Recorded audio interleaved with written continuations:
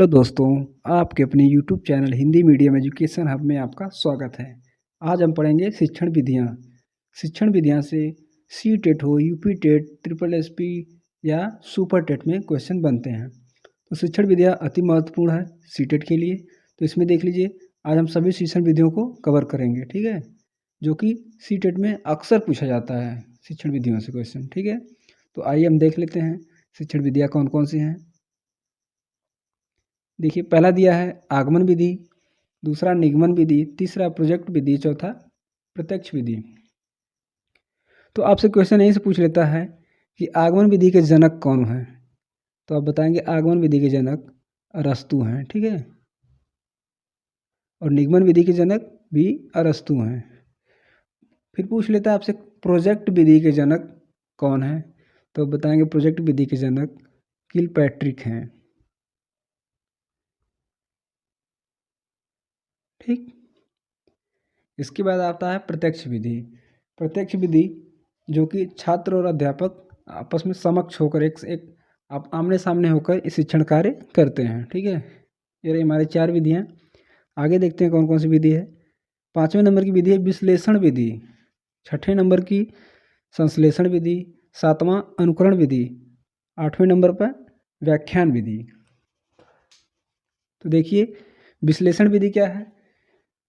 किसी समस्या को छोटे छोटे भागों में बांटकर उस समस्या का समाधान करना ही विश्लेषण विधि कहलाता है। जबकि संश्लेषण विधि छोटे छोटे पार्टिकल को, छोटे छोटे भागों को, समस्या को विभाजित करके उसे जोड़ना, आपस में जोड़ना ही संश्लेषण विधि कहलाता है, ठीक है। अब जैसे कि बालक को कोई कार्य दे दिया गया, उसे टुकड़ों में बांट कर दे दिया गया, जैसे बालक उसको जोड़ कर सिद्ध कर लेता है, उसको हल कर लेता है, तो संश्लेषण विधि कहलाएगी, ठीक है। और 7वां पॉइंट दिया अनुकरण विधि। जो अनुकरण विधि है, तो अनुकरण विधि में होता क्या है कि अध्यापक का अनुकरण छात्र करके सीखते हैं, ठीक है। 8वां दिया व्याख्यान विधि। व्याख्यान विधि में बालक और अध्यापक व्याख्या करके बालक को समझाते हैं और बालक व्याख्यान विधि में अधिक रुचि लेते हैं, ठीक है। 9वां दिया शिक्षण विधि मारिया मांटेसरी विधि। तो आपसे एक क्वेश्चन यहीं से बन जाता है कि मारिया मांटेसरी कहाँ के निवासी हैं, ठीक है। आप बताएंगे मारिया मांटेसरी इटली की रहने वाली थी। यह पेशे से क्या थी। तो बताएंगे पेशे से चिकित्सक थी, चिकित्सक और शिक्षा शास्त्री थी, ठीक है। हमारा 10वां शिक्षण विधि है डाल्टन विधि। तो आपसे क्वेश्चन पूछता है कि डाल्टन विधि के जनक कौन है। तो बताएंगे डाल्टन विधि के जनक हेलेन पार्कहर्स्ट हैं, ठीक है, हेलेन पार्कहर्स्ट।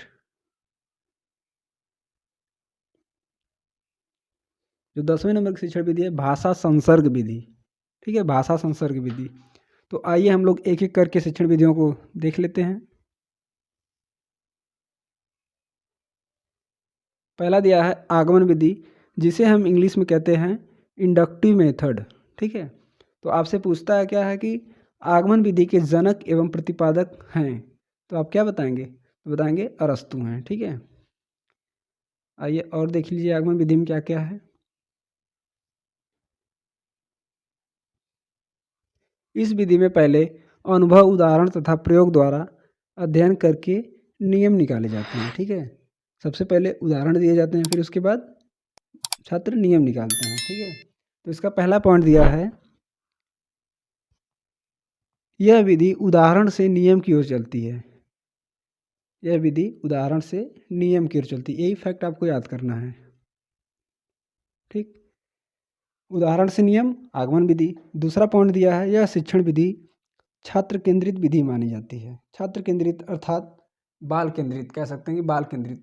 वह शिक्षण बाल केंद्रित शिक्षा होती क्या है। तो कहेंगे आपकी वह शिक्षा जो बालक को केंद्र मानकर शिक्षण कार्य किया जाए वह बाल केंद्रित शिक्षा कहलाती है, ठीक। अगला पॉइंट, तीसरी पॉइंट है जो विद्यार्थियों को करके सीखने, लर्निंग बाय डूइंग पर बल देती है, ठीक है। जो बालक को करके सीखने पर बल देती है, कौन सी विधि। तो बताएंगे आप आगमन विधि। इस विधि के निम्न शिक्षण सूत्र हैं। कौन कौन से शिक्षण सूत्र हैं, आइए इसे भी देख लेते हैं। तो पहला दिया है स्थूल से सूक्ष्म की ओर, दूसरा ज्ञात से अज्ञात की ओर, मूर्त से अमूर्त की ओर। अब देख लीजिए स्थूल से सूक्ष्म की ओर। मान लीजिए एक कोई वृक्ष है, ठीक है, यह कोई वृक्ष है और इस वृक्ष ये वृक्ष क्या है, हमारा कह सकते हैं यह स्थूल है, ठीक है। आपको एक वृक्ष दिखा दिया गया और इसकी विशेषताओं को जानकारी, इसकी विशेषताओं की जानकारी प्राप्त करना, यही हमारा सूक्ष्म कहलाएगा, ठीक। और देख लीजिए इसमें दिया ज्ञात से अज्ञात की ओर। ज्ञात क्या था, हमें ज्ञात था कि यह वृक्ष का पौधा है, जबकि उसकी विशेषताओं का हमें ज्ञान नहीं था। तो हम कह सकते हैं कि उसकी विशेषताएं, जैसे पेड़ पौधे में क्या होते हैं, पत्तियां होती हैं, तने होते हैं, जड़ होते हैं। पेड़ पौधे अपना भोजन प्रकाश संश्लेषण की प्रक्रिया से बनाते हैं, तो वह हमारे लिए क्या थी, अज्ञात थी। तो अज्ञात की ओर बढ़ना ही, ज्ञात से अज्ञात की ओर बढ़ना ही आगमन विधि कहलाता है, ठीक। जो तीसरी पॉइंट दिया है, मूर्त से अमूर्त की ओर। मूर्त क्या है, जिसे हम छू सकते हैं, देख सकते हैं, जो हमारे समक्ष हो, वह मूर्त कहलाती है। और अमूर्त क्या है, जिसे हम देख नहीं सकते हैं, छू नहीं सकते हैं, हम उसे तर्क कर सकते हैं, उस पर चिंतन कर सकते हैं, कल्पना कर सकते हैं, वो हमारी अमूर्त है, ठीक है।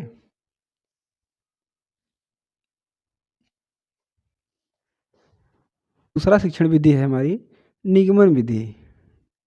निगमन विधि, जिसे हम इंग्लिश में क्या कहते हैं, डिडक्टिव मेथड भी कहते हैं, ठीक। डिडक्टिव मेथड कहते हैं। तो आपसे क्वेश्चन यही बनता है कि निगमन विधि के जनक एवं प्रतिपादक कौन है, तो आप बताएंगे अरस्तु हैं, ठीक। इसका पहला पॉइंट देख लेते हैं। पहला पॉइंट दिया है, यह विधि नियम से उदाहरण की ओर चलती है। कहाँ से, तो बताएंगे नियम से उदाहरण की ओर चलती है। जो अभी हम बताएं आपको, आगमन विधि उदाहरण से नियम की ओर चलती है। इतना जान लीजिए कि आगमन विधि का ठीक उल्टा निगमन विधि होता है। अगर कोई आप एक विधि याद कर लेते हैं आगमन निगमन में से, तो आपका एक ठो क्लियर हो जाएगा, ठीक है, दोनों क्लियर हो जाएगा। दूसरी पॉइंट दिया है, इस विधि में पहले विद्यार्थी को नियम बताए जाते हैं, बाद में उदाहरण दिए जाते हैं, ठीक है। पहले नियम, बाद में उदाहरण दिए जाते हैं। तीसरा पॉइंट कहता है, इसके पश्चात उदाहरण देकर उन नियमों को समझाया जाता है। इसकी चौथी पॉइंट है, यह विधि एक शिक्षक केंद्रित विधि मानी जाती है। कैसी विधि मानी जाती है, तो बताएंगे आप, शिक्षक केंद्रित विधि मानी जाती है, ठीक है। शिक्षक को केंद्र मानकर यह शिक्षण कार्य कराया जाता है। शिक्षा इसमें सर्वे सर्वा होता है, ठीक है। इसकी पांचवी पॉइंट दिया है, इस विधि में शिक्षक ही सारे नियम सिखाते हैं। हाँ, ठीक है। जो नोट पॉइंट है इसमें दिया है, निगमन विधि ठीक आगमन विधि के विपरीत कार्य करता है। अभी हम बताएं आपको कि आगमन विधि का उल्टा निगमन विधि होता है, ठीक है। आइए देख लेते हैं आगे क्या है। इसमें दिया है निगमन विधि के सूत्र। अभी हम बताएं कि आगमन विधि के 3 सूत्र होते हैं, स्थूल से सूक्ष्म की ओर, ज्ञात से अज्ञात की ओर और मूर्त से अमूर्त की ओर। ठीक उसका उल्टा निगमन विधि में होता है, सूक्ष्म से स्थूल की ओर, अज्ञात से ज्ञात की ओर और अमूर्त से मूर्त की ओर, ठीक है। अब देखेंगे तीसरा पॉइंट, प्रोजेक्ट विधि। प्रोजेक्ट विधि जिसे इंग्लिश में हम कहेंगे प्रोजेक्ट मेथड भी कहते हैं, ठीक है।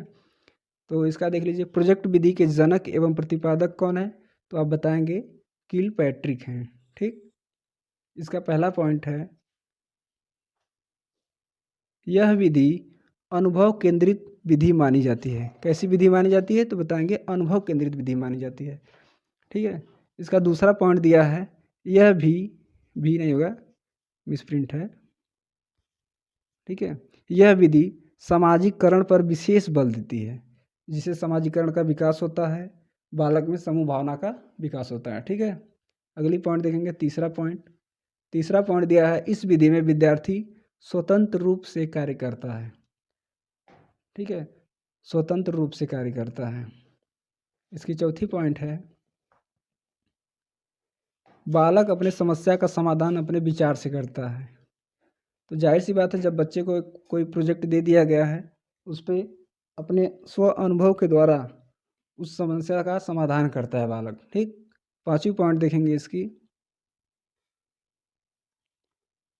यह एक बाल केंद्रित शिक्षा है। अभी हम बताएं आपको कि आगमन विधि बाल केंद्रित शिक्षा थी, निगमन विधि शिक्षा थी, ठीक है, जबकि प्रोजेक्ट विधि बाल केंद्रित शिक्षा है।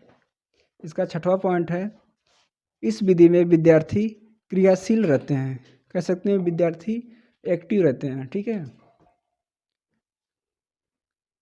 इसका सातवां पॉइंट दिया है, समूह में रहकर कार्य करना सीखते हैं, जिसे समूह में रहकर कार्य करना सीखते हैं और समूह भावना का विकास होता है बच्चों में और आत्मविश्वास पैदा होता है, आत्मविश्वास बढ़ता है। ये रहे 7 पॉइंट इसके। उसके बाद आता है आपका चौथा शिक्षण विधि, प्रत्यक्ष विधि, या इसे हम कहेंगे इंग्लिश में डायरेक्ट मेथड भी कहते हैं, ठीक है। तो इसके पहले पॉइंट है,